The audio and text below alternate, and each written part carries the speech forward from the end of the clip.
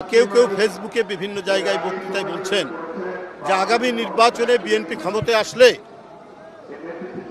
তারেক রহমান প্রধানমন্ত্রী হবেন, দেশনেত্রী বেগম জিয়া রাষ্ট্রপতি হবেন। এটা তার ব্যক্তিগত অভিমত হতে পারে, কিন্তু এটা আমাদের দলের অবস্থান নয়। এটা আপনাদেরকে সুস্পষ্টভাবে জানিয়ে দিলাম। শুধুমাত্র অবাধ সুষ্ঠু নির্বাচন শুধু নয়, এটা করতে হবে। এবং পাশাপাশি আমি মনে করি এখন একটু অন্তর্বর্তীকালীন সরকার, এই সরকারের দায়িত্ব হচ্ছে যে একটু অবাধ সুষ্ঠু নির্বাচন করা, এবং তার সাথে আরও কিছু আনুষঙ্গিক কাজ আছে, বিভিন্ন সংস্কার আছে।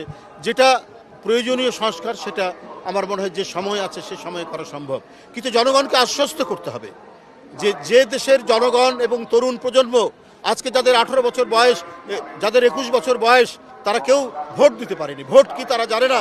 কারণ 17 বছর ভোট হয়েছে আপনার চতুষ্পদ যন্ত্র দিয়ে ভোট কেন্দ্রে, 17 বছর ভোট হয়েছে দিনের ভোট রাত্রে করেছে।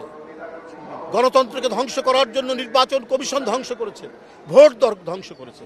সুতরাং এগুলোকে নিশ্চিত করা, জনগণের মধ্যে আস্থা তৈরি করার জন্যই একটি অবাধ সুষ্ঠু নির্বাচন, একটি ইনক্লুসিভ নির্বাচন, সবার কাছে গ্রহণযোগ্য নির্বাচন, এটা নিশ্চিত করতে হবে। এটাই সরকারের দায়িত্ব।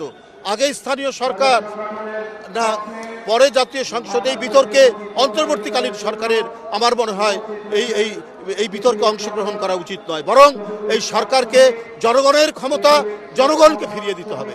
জনগণ তারা নিরপেক্ষ ভোটের মাধ্যমে যে সরকার গঠন করবে, তারাই নির্ধারণ করবে যে স্থানীয় সরকার নির্বাচন বা অন্যান্য কি নির্বাচন, সে নির্বাচন কখন হবে।